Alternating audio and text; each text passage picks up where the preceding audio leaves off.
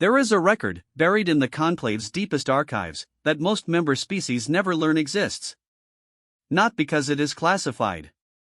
Because the archivists decided, unanimously and, without being asked, that some things should require effort to find. The record is filed under a taxonomy that translates, roughly, to anomalous behavioral events category, no established framework. There are 11 entries in that category.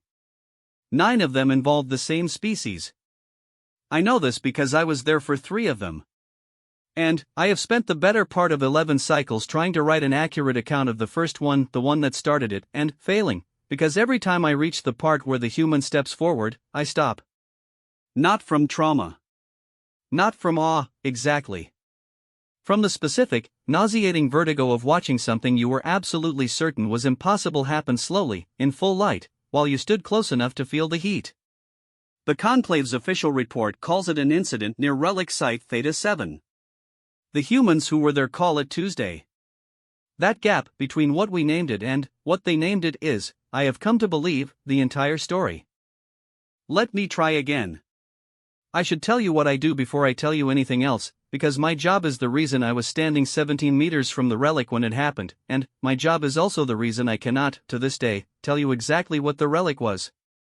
I was a field documentation officer for the Conclave's Archaeological Oversight Division, 3rd tier.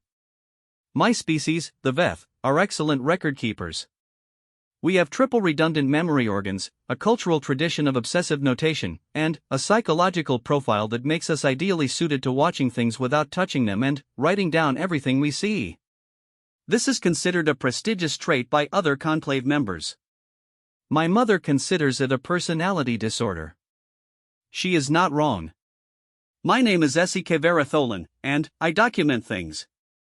I write in real-time logs, which I narrate aloud to a recorder clipped to my secondary shoulder, and I have a habit, my commanding officer calls it a compulsion, I call it thoroughness of noting things that are almost certainly irrelevant.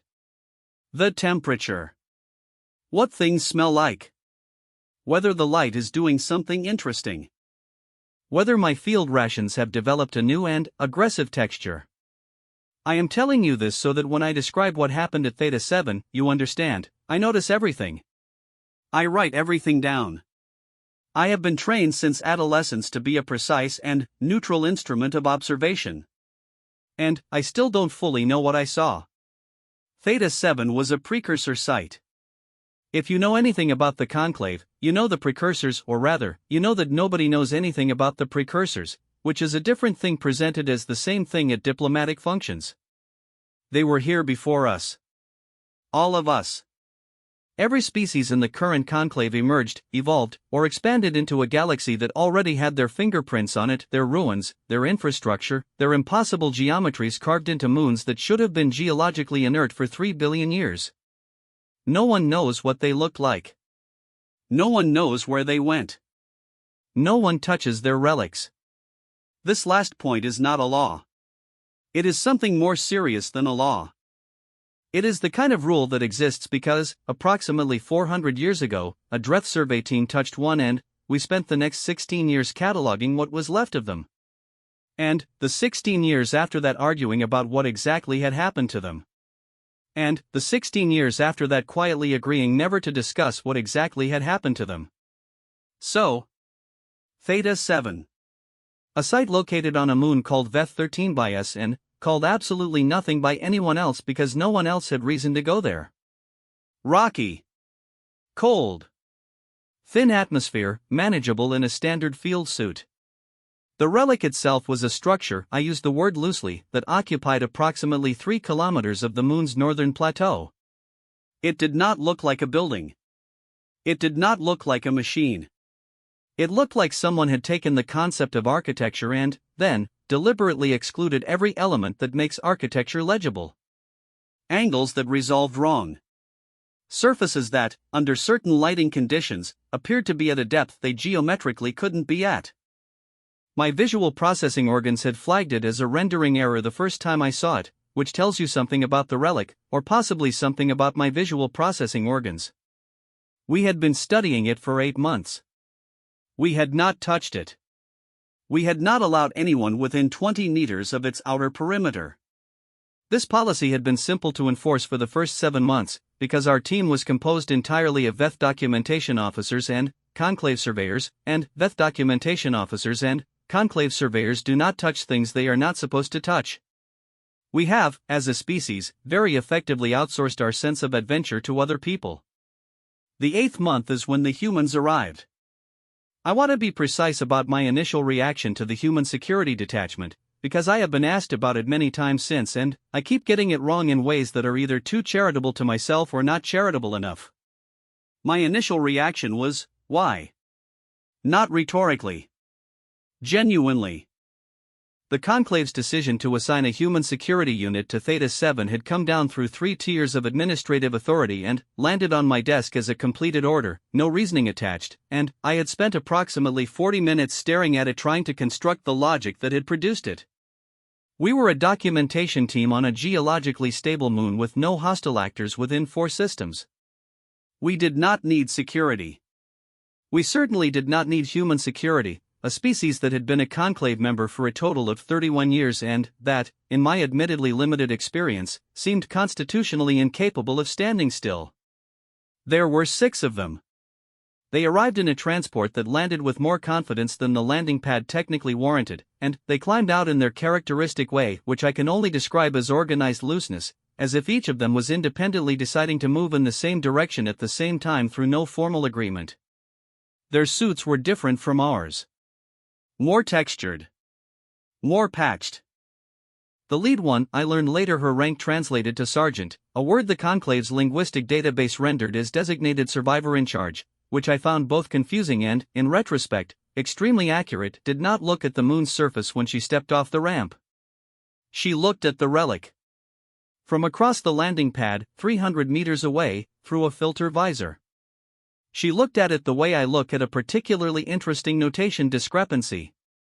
Like it was already a problem she was planning to solve. Her name was Varek. I did not know this yet. I knew only what the intake form told me: human, female designation, 11 years in conclave joint operations, specialty in contested site security, whatever that meant.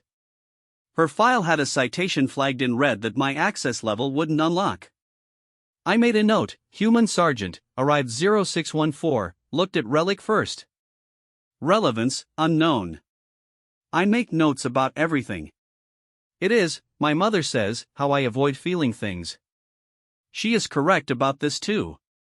The first 3 days were uneventful, which I mean in the technical sense, which is that nothing happened that required me to alter my documentation protocol. Varek and her unit established a perimeter. They were quiet about it, quieter than I expected. Honestly, I had been given the impression that human military personnel were loud and socially aggressive, and these 6 were neither. They ate their rations without complaint, which conclave survey teams do not do and which I found slightly uncanny. They ran what I gathered were routine checks on their equipment, once in the morning and once at the end of the day cycle, methodically, without discussion.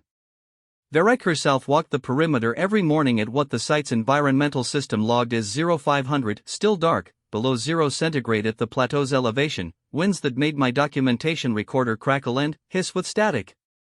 She walked the full circuit alone. It took 22 minutes. She did not vary her pace or her route. I know this because I was awake at 0500 every morning for reasons unrelated to her, specifically related to the fact that my field rations had, by day 2, achieved a texture I could only describe as motivated, and my digestive system was registering formal complaints. On day 3 I was sitting outside the equipment shelter with my recorder, logging nothing in particular, eating something that might have been a protein block before it developed aspirations, when Varek completed her circuit and stopped 3 meters from where I was sitting. She looked at me. I looked at her. "You're always out here," she said. Her translator rendered the words in standard VEF, flat and slightly delayed. "I document," I said. She sat down on a supply crate. Not next to me. Perpendicular. Facing the Relic. In the dark? I document the dark too. She made a sound. Not a word. Something between a sound of dismissal and a sound of recognition, and I could not tell which one it was, and I noted this in my log because I note everything. We sat in something that might have been companionable silence, except I was uncertain whether humans experienced companionable silence or only silence with strategic pauses. After approximately 6 minutes, she said, without looking at me, "It's wrong." "Which part?" "The geometry." She tilted her head slightly toward the Relic silhouette on the northern horizon, visible even at this distance, doing the thing it did where the angles refused to commit. "The angles don't match what angles are supposed to do." My eye keeps trying to correct it and hitting nothing. "Yes," I said. "We believe that is intentional." "Intentional how?" "Intentional in the sense that it was designed to do exactly that." "We do not know why." Another pause. The wind knocked my recorder sideways and I righted it with my third hand and noted the wind speed. "Do you know what's in the middle of it?" she asked. "No." "Has anyone gone to look?" "No." She nodded once. Stood up. Resumed her route back to the perimeter. I sat there for another 12 minutes and ate my ration and logged the stars and did not think about the way she had said "has anyone gone to look," not with judgment, not with implication, just with the flat forward curiosity of someone already mentally calculating what it would take.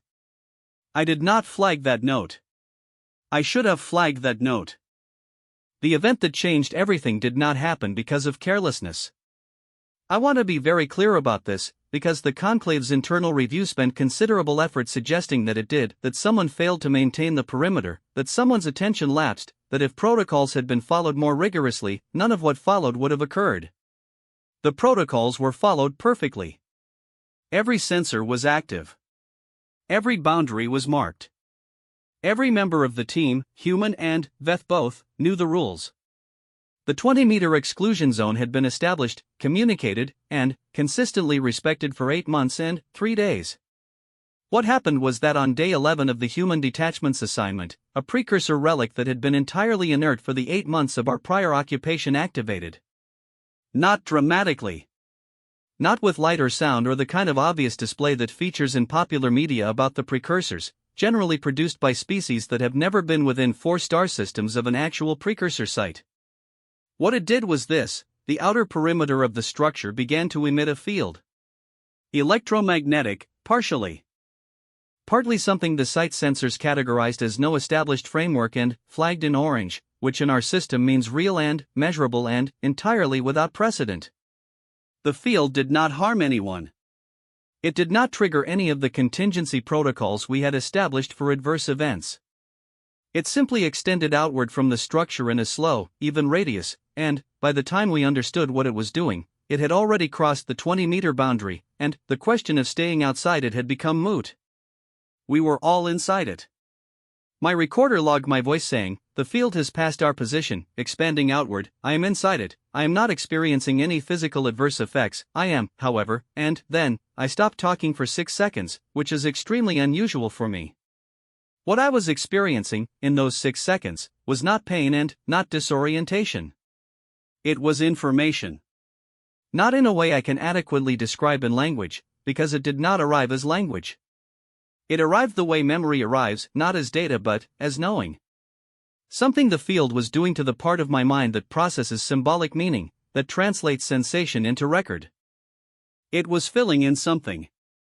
Some category that had previously been empty. And what it was filling it with was the strong, specific, overwhelming sense that the structure was looking at us. Not at me specifically. At all of us.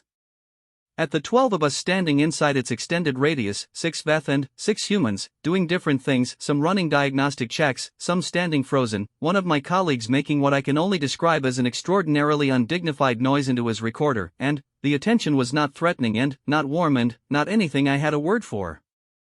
It was the quality of attention you get from something very old that has seen a great many things and is currently evaluating whether you are interesting.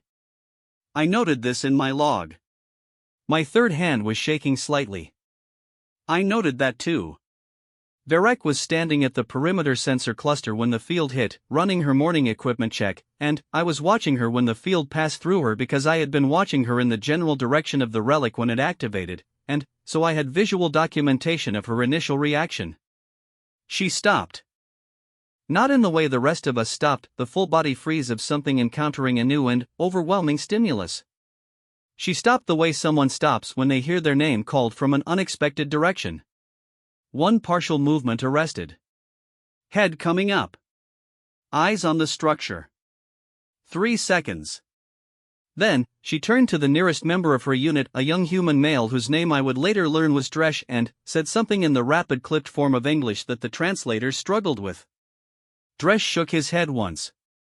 She turned back to the relic. I logged, Sergeant Varric, reaction to field exposure, atypical. Duration 3 seconds. Subsequent behavioral response, verbal exchange, unit negative confirmation, reoriented to structure. Evaluating. What I did not log, because I was not sure it was relevant, was what her face was doing. I had been around humans for 11 days. I was not an expert in human facial signals. But I knew the difference between the face of someone trying to process what they were experiencing and the face of someone who had already processed it and was now somewhere else entirely in their thinking. She was somewhere else entirely. And she was looking at the boundary line. The 20-meter boundary that the field had just rendered technically meaningless. The boundary she had, for 11 days, respected without question. I set down my ration. I picked up my recorder. I said, I believe something is about to happen. I am flagging this segment for priority review. I do not know what made me flag it. Some recording instinct. Some animal thing underneath all the documentation training that recognized, before my conscious mind did, that the next few minutes were going to become the kind of minutes that get retrieved from archives. Varric looked at me. Across 30 meters of cold plateau, through her filter visor, in the dark before the moon's dawn cycle. She looked at me like she was checking whether I was going to stop her. I was a documentation officer. Stopping things was not my function. I raised my recorder. She turned back to the relic. She took one step forward. I have filed 11 formal documentation reports in my career. 9 of them concern routine archaeological notation. One concerns the Veftreth Territorial Boundary Survey of Cycle 88, which required 14 months of fieldwork and produced a document so precise and comprehensive that it is currently used as the standard template for all conclave boundary documentation. One concerns Theta 7. The Theta 7 report is 43 pages long. The Veftreth report is 212 pages long. This disparity is not because less happened at Theta 7. It is because the Theta 7 report is 43 pages of me trying to describe, in the precise language of formal documentation, things that formal documentation was not built to describe, and making an extremely poor job of it. I have gone back to it several times. Every time I read the opening sections, the dry tally of field readings, the technical description of the field's electromagnetic signature, the notation of all 12 personnel and their positions at the moment of activation, I feel the same thing. Like someone reading the menu instead of the meal. But menus are what I have. So, Varric walked toward the relic for exactly 47 seconds before the structure responded. I know the precise duration because my recorder logs in continuous timestamps and I have listened to that 47 seconds approximately 60 times in the years since, trying to determine whether anything in it foreshadowed what came next. It doesn't. It is 47 seconds of Varric walking across frozen regolith in a standard field suit, her footsteps irregular in the way that footsteps are irregular on uneven ground, her breathing audible through her suit's external mic because she had toggled it open, deliberately, I think, the way someone opens a window when they are about to do something that requires all their senses. No one stopped her. I need to address this directly because it has been addressed in every review, debrief, and informal post-incident conversation I have ever had, and the answer has never satisfied anyone including me. Why did no one stop her? The honest answer is, we were inside the field. Not as an excuse. As an operational fact. When I say the field was filling in some category of knowing, the sense of the structure's attention, vast and ancient and currently pointed at us, I mean that it was doing something to our capacity for decisive action that I still cannot fully quantify. Not paralysis. Nothing so clean. More like the specific cognitive state you enter when you are watching something happen that your mind is categorizing as significant at a level below language, and that categorization is taking up enough processing space that the normal interrupt, stopper, call out, Site Protocol 7 just didn't fire in time. We stood there. All 11 of us. Verac walked. At the 47th second, the structure did something. The exterior surface, if you could call it a surface, which I have argued in my report you technically could not, though I lost that argument, began to change. Not visibly, at first. The sight sensors caught it first, a shift in the field's composition, a narrowing of its radius back toward the structure's center, like a slow inhale. The electromagnetic component dropped. The no-established framework component spiked. Then, visible, the angles changed. This sounds simple. It was not simple. The angles of the precursor structure had been, for 8 months, the primary object of our scientific bewilderment, because they refused to behave like angles. They sat at measurements that shouldn't coexist in stable matter. They did the wrong thing with light. We had 17 ongoing research threads dedicated to various aspects of their wrongness, and our current leading hypothesis was that they existed partially in a dimensional register that our instruments could detect but not measure. The angles changed. They resolved. One moment, the structure's impossible geometry, confounding our instruments, triggering visual processing errors, existing in some state between architecture and hallucination. Next moment, they corrected. All of them, simultaneously, across 3 kilometers of surface, settling into configurations that our sensors could read, that our eyes could follow, that corresponded to geometries that, while still unfamiliar, still clearly not made by any conclave species, were geometries. Real geometries. The kind that exist fully in one place and behave the way matter is supposed to behave. The structure was becoming legible. Verac stopped walking. She was 12 meters from the outer edge of the structure. Inside the field, which had now narrowed to a tighter radius centered on her position. She stopped and she stood very still, and I have listened to those seconds of her external mic recording many times, and what I hear is not fear and not exhilaration. I hear her breathing slow deliberately. The way a person breathes when they are deciding something. Then, she took another step forward. My colleague Esike Obathran, the one who had made the undignified noise, grabbed my secondary arm. She has to stop, he said. Yes, I said. Neither of us said anything to her. I am aware of how this reads. I was aware of it at the time. I have no clean explanation for it. What I have is this: when the structure resolved its geometry in response to her approach, the sensation the field was producing, the looking, shifted. It had been diffuse. Spread across all 12 of us on the plateau. When Verac stopped at 12 meters and the structure resolved around her, the looking focused. Not on us. On her. And the quality of it changed. I said earlier it had been the attention of something very old evaluating whether we were interesting. What it became, when it focused on Verac, was not that. The closest word I have in Veth is one that translates poorly. It translates, roughly, to recognition. Not I know what you are. Closer to, I know what this is. Esike Obathran's grip on my arm tightened.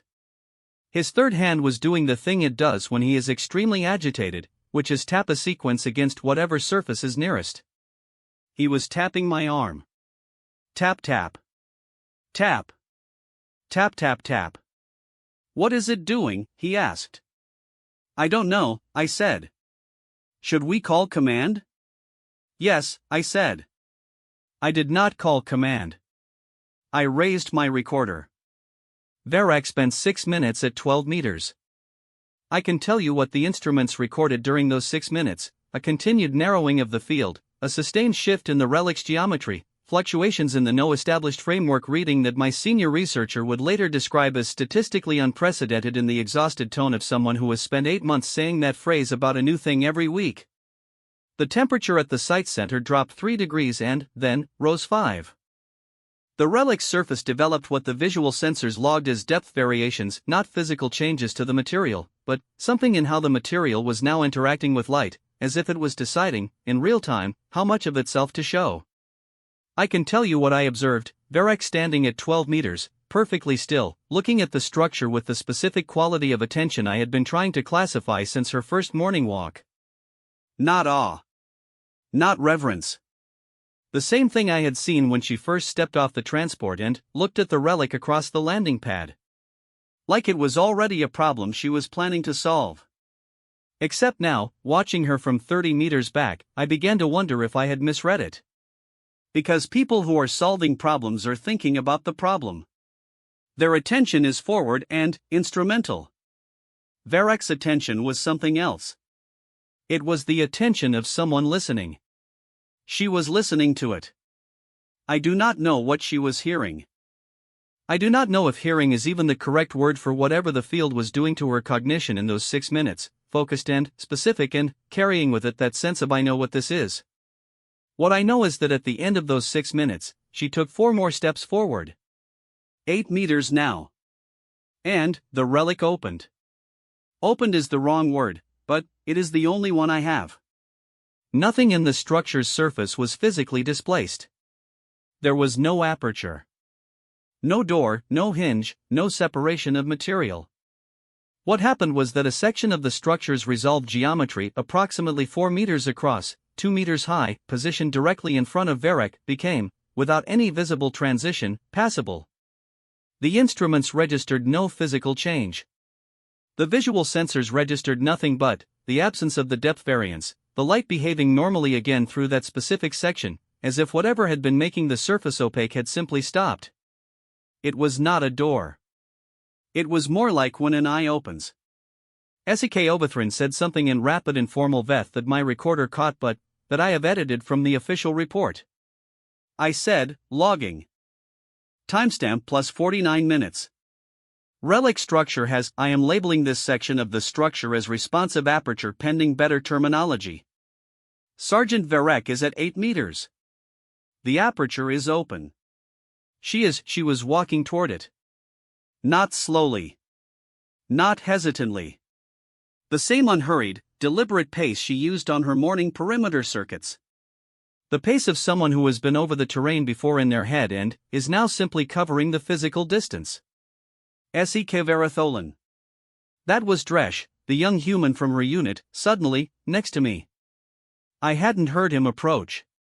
Humans can be extremely quiet when they choose to be, which is a thing I keep relearning and keep being startled by. Is she supposed to? Is anyone going to? I don't know, I said. Should we? I don't know. We stood there, Dresh and I, side by side, watching his sergeant walk into a precursor relic that had been sealed for approximately 4 billion years. The aperture remained open behind her. I kept recording. Dresh's hand found the strap of his equipment pack and gripped it, and I could see, from peripheral vision, his knuckles doing something. After 10 seconds of silence, he said, "She does this." I looked at him. "The going into things," he said, with the particular intonation of someone explaining something they have mostly made peace with. "She does this. Has it worked before?" A pause. "Mostly," he said. "She was inside for 31 minutes. I documented those 31 minutes in real time. All the instrument readings. All the field fluctuations. The moment, at minute 9, when the relic's geometry briefly reverted toward its original impossible configuration and, then, stabilized again, which I logged as, structural response to interior activity, subject appears to be proceeding, aperture remains passable. The moment at minute 14 when every electromagnetic reading spiked simultaneously and, then, dropped back to baseline so fast that the sensor array logged it as a calibration error and flagged itself for self-diagnostic. I did not log what the other 11 of us were doing, because it was not varied or interesting. We were standing very still. We were watching the aperture.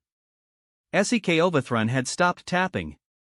Dresh had not let go of his pack strap. I had not put down my recorder. At minute 23, I started talking to it again. Not as a formal log. Something closer to habit, the narration you fall into when you have been narrating for long enough that silence starts to feel like a gap you have failed to fill. "Relic Site Theta 7, I said quietly. The aperture has been open for 23 minutes. Sergeant Varek has not reappeared. The field is stable. I paused. I am noting for the record that I do not have a framework for this. I am a documentation officer. I document things that have frameworks. This does not have a framework. I am documenting it anyway. That is, I believe, still useful. I think. I hope it is useful. No one was listening to me except the recorder. Which is usually how it goes. At minute 31, Varek walked back out. She came through the aperture at the same pace she had entered it. Unhurried. Upright. Her suit was undamaged, her vital signs, which Dresch had pulled up on his field monitor approximately 8 minutes in and had been watching with the focused intensity of someone trying to learn something from numbers that were all normal, remained nominal. She stopped 2 meters outside the aperture and turned back to look at the structure. The aperture closed. Not slowly. Between one frame of the visual sensor and the next, closed. The depth variance returned. The light went wrong again. The geometry resumed its previous state of impossible wrongness, and the relic was, to all available instruments and observations, exactly what it had been for the prior 8 months. Except for one thing. The field was gone. The no-established framework readings had dropped to 0. The electromagnetic fluctuations had dropped to 0. The specific sensation of being looked at, which I had nearly stopped noticing in the minutes while Varek was inside, the way you stop noticing a smell you've been around long enough, was gone. The relic was inert. Varek walked back across the plateau toward us. At 2 meters, she stopped. Dresch said, "Sergeant." "I'm fine," she said. A silence. "What was in there?" I asked. She looked at me. Then, at her recorder's log indicator, which I had been running since the field activation and, which she was, I realized, checking to see if I had running. I had it running. She looked at it for a moment. Then, she looked at the relic. "I'll be in the report," she said. And, she walked past me into the equipment shelter. Dresch stood next to me in the aftermath. Around us, the rest of the team was beginning the slow mechanical process of recovering from shock by doing the things that shock defers: running diagnostics, rechecking readings, calling into command, having the conversations they had been too stunned to have while it was happening. I was still holding my recorder. Dresch said, quietly, "She won't tell you." I looked at him. "What she found," he said. "She won't put it in the report either. She'll say she entered the structure, it was secure, she exited. That'll be it." "Why?" I asked. He shrugged. A human gesture I had learned by this point indicated a thing between "I don't know" and "it's complicated" and "I've stopped asking." "She doesn't," he paused. "She separates. What happened in there and what goes in the report. There are things she keeps. Not out of deception. Just because some things she keeps." I thought about this. "You've seen her do this before," I said. "Yeah. The thing. The going into things. Yeah." I looked at the relic. Inert now. Completely still. The wrong angles sitting there in the dim light doing their wrong thing with shadows. "Dresch," I said. "When the field was active, did you sense anything from it?" He thought about this more carefully than I expected him to. "It felt like," he said slowly, "when you're on point and you come around a corner and there's something there and it hasn't seen you yet, but it will. That half second." He paused. "But the other way. Like I was the thing it was about to see." "Yes," I said. "That." He nodded once. "She walked toward that," I said. "Yeah," he said. He said it without judgment. Without pride, even. Just the flat settled acknowledgement of someone who has spent long enough around a particular kind of person that the thing about them, the specific, irrational, going toward it thing, has become simply a fact of their existence, like gravity or bad weather. I raised my recorder. "Logging," I said. "Relic Site Theta 7. Minute 47 post-field activation. Site is currently inert. The aperture has closed. All readings nominal. I stopped. I said, I don't know what I'm documenting. I said this to the recorder, which would include it in the log, which meant it would be in the report. I left it in. The conclave's review process has a particular smell. I know this is not a standard observation to include in a professional account. I include it because I was present for 4 review sessions in the 14 months following the Theta 7 event, and I spent a significant portion of each one sitting in an anteroom waiting to be called in, and the anteroom smelled of something the conclave's environmental systems produced in spaces where a large number of anxious bureaucrats had been sitting for extended periods. I am Veth. We have sensitive olfactory organs. The smell was pressing. I noted it every time. My recorder has timestamps. My point is that the conclave's review of what happened at Theta 7 was not conducted by people who were calm.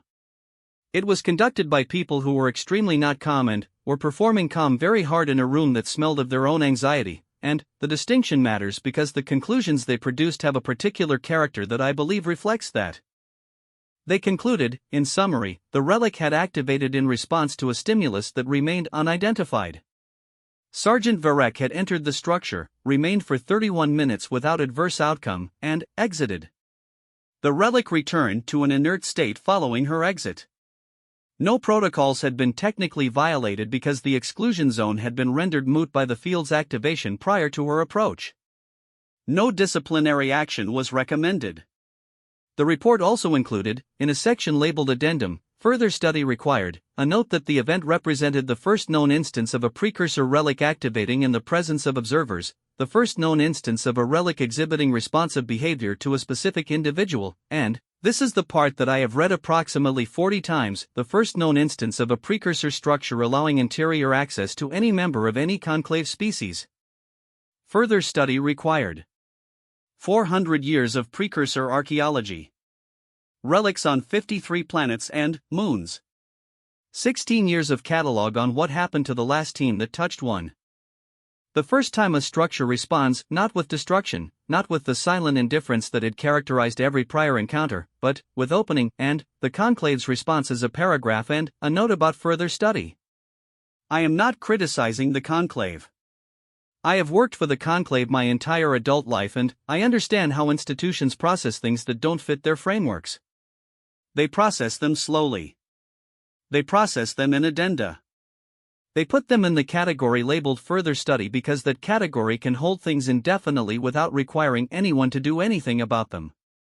Varek's report was exactly what Dresch had told me it would be. 3 paragraphs. She had entered the structure in response to an apparent responsive behavior from the relic. She had conducted a visual survey of the accessible interior space. She had exited. The interior space was, in her assessment, structurally stable. That was it. No description of the interior. No account of what she had found. 3 paragraphs, 2 of which were procedural header and footer. The review board had asked her, in session 3, to expand on her description of the interior space. She had said, it was secure. They had asked what she meant by secure. She had said, I came out. They had not asked again. I requested a private meeting with her on the 3rd day of the 3rd review session. She agreed, which surprised me. I had expected her to decline on the basis of previous 3 paragraphs of my report. We met in a briefing room that the conclave had allocated to the Theta 7 team during the review period. It had a window that faced a maintenance corridor, which I think was supposed to be private but mostly meant we were looking at pipes. I had my recorder. She had a cup of what humans at the facility were calling coffee, which the conclave's catering system produced from a packet and, which, in my opinion, constituted a health concern. She drank it like she was annoyed at it and grateful for it at the same time. You're going to ask me what was in there, she said. Yes, I said. Same answer. I know. She looked at the pipes. Then, why the meeting? I thought about this. I had been formulating the answer for 3 days. I had 11 different versions of it in my log. I discarded all of them and said, because I was there when you walked toward it. When the field was active. When it focused on you. I paused. I felt what it was doing. The field. What it was communicating, if that's the right word. And I've been trying to document it accurately for 14 months and I keep failing, because I don't have the language for it, and I thought another pause. I thought you might. She was quiet for longer than she usually was. Outside the window, a maintenance drone moved along the pipes. Small. Orange. Methodical. It knew me, she said. Not to me, exactly. More to the pipes, or the drone, or whatever she was looking at through them. Not me specifically. What the shape of me was. I didn't speak. You know how have you ever been somewhere that you shouldn't be able to navigate but you can? Because the layout makes sense to something in you that isn't memory? She looked at her coffee. It was like that. But, the opposite. I was the layout. And, it was navigating. The field, I said. Whatever it was. She turned the cup in her hands. It wasn't looking at me. It was reading me. And, what it found, she stopped. I waited. It was satisfied, she said. Not pleased. Not warm. Just, it got what it was checking for. And, then, it let me in. What was it checking for? She was quiet for a long moment. I don't know, she said. I know what the inside felt like, and I know what it showed me, and I know what I took away from it. But, I don't know what question it was asking. Can you tell me what it showed you? She looked at me then. For a while. Are you documenting this? My recorder was on. Yes, I said. She nodded once. Like this was the correct answer and she had been waiting to see if I would lie. I'll tell you one thing, she said. The rest stays mine. All right. It was old, she said. Older than I have a word for. And, it had been waiting. Not in any way that maps to how we wait. Not hoping or anticipating. Just, she made a gesture with her free hand, the kind humans make when language has failed them. Running. Maintaining. Looking. For what? It didn't tell me that either. A brief pause. But, it let me in. So whatever it was looking for, she didn't finish the sentence. I logged the silence. 14 months after Theta 7, the Conclave's Archaeological Oversight Division published a revised field protocol for precursor site interaction. Page 1, Clause 3, second paragraph, in the event of anomalous relic activation displaying responsive behavioral characteristics, all personnel are to maintain current exclusion zone protocols until the activation resolves. In the event the activation modifies or obviates the exclusion zone, see Clause 7, decisions regarding approach are to be made by the senior field officer in consultation with the site documentation officer. Clause 7 contained a note about field deactivation procedures. It did not contain the word human. Nothing in the document contained the word human. I have thought about this carefully. About whether the omission was deliberate. Whether someone in the committee that drafted the protocol was aware enough to know that what they were writing around was the fact that a human had walked into something that had been sealed for 4 billion years, because it had checked her for something and found it, and that the thing it found was not a species-level characteristic. The Conclave had humans and Veth and Dreth and 23 other members, and none of the others had done what Varek did, so it couldn't be that simple. But, a person level 1, which is the kind of fact that bureaucratic documents are constitutionally incapable of processing. What do you do with the fact that a relic chose her? You write around it. You say senior field officer and, in consultation with and, see Clause 7. You put it in the further study category. You file it under anomalous behavioral events, no established framework, and you require effort to find it. I have been asked, in the years since, what I think the relic was looking for. By colleagues. By reviewers. by a researcher at the Conclave's Precursor Studies Institute who spent 4 hours with me last cycle going through my field recordings and who concluded the meeting by putting her face in her hands and sitting there for approximately 90 seconds without speaking. I always say, I don't know. This is true.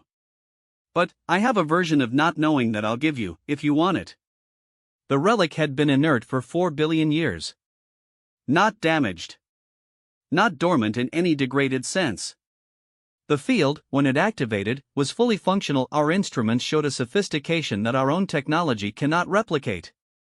It had not been waiting because it had been broken or forgotten. It had been waiting because whatever it was waiting for had not yet arrived. In 4 billion years.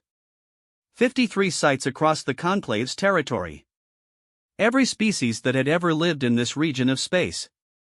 The Dreth, who had been spacefaring for longer than the Veth had written language, had walked through precursor sites for centuries. We had catalogued them, studied them, published thousands of papers about them. We had never once made one respond.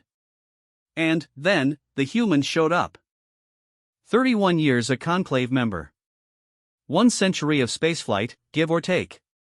A species that, by any reasonable metric, should have been the least likely candidate for whatever question the relic had been asking. And, it opened for Varek. Not for humanity.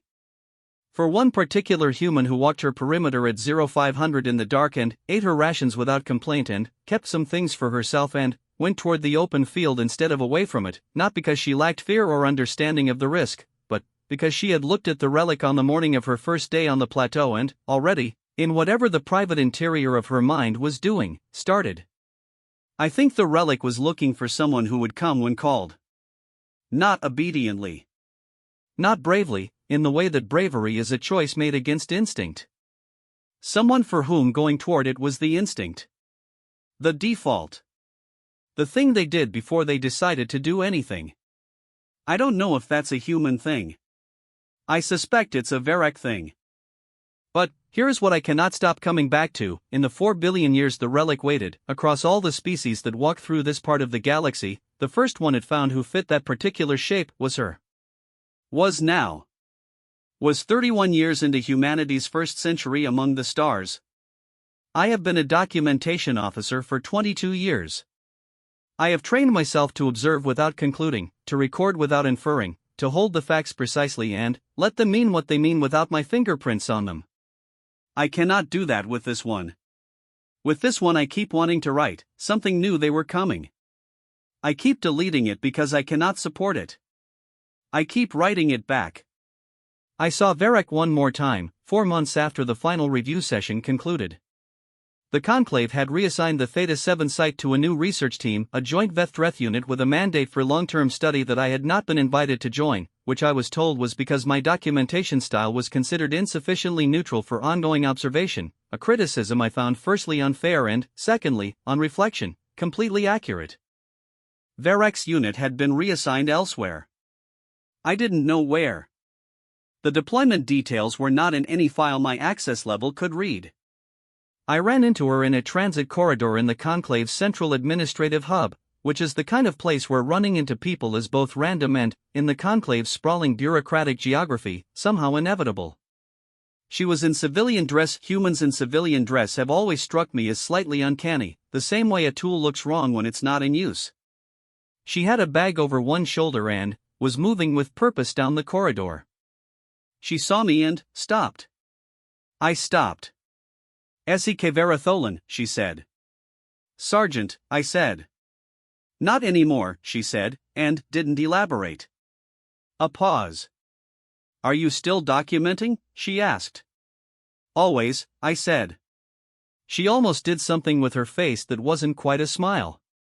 More like the signal of a smile, the shape your face learns from having smiled at things before, without the warmth that requires a specific reason. "Good," she said. She walked past me. I stood in the corridor for approximately 30 seconds, holding my recorder. I raised it. "Transit Corridor 14, Administrative Hub," I said. "Timestamp, it doesn't matter. Former Sergeant Varek. Last seen heading, I watched her turn a corner. Gone. Unknown direction. Purpose unknown. I am noting for the record that she looked. I am noting that she looked. I stood there. Forward, I said finally. She looked forward. I lowered the recorder. Around me, the corridor continued doing what corridors do. Moving. Administrative. Full of species that had been here longer than her, that had logged more centuries, that had catalogued more sites and produced more papers and built more of the infrastructure that holds this particular piece of the galaxy together. All of us. None of us called. The file in the archive is small. Smaller than it should be, for what it contains. I have added to it twice since the initial submission.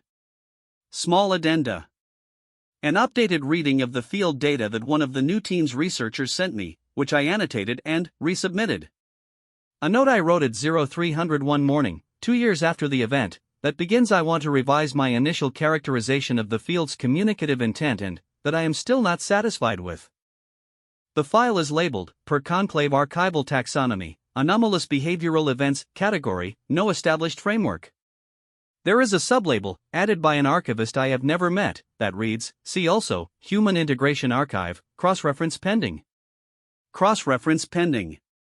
It has been pending for 6 years.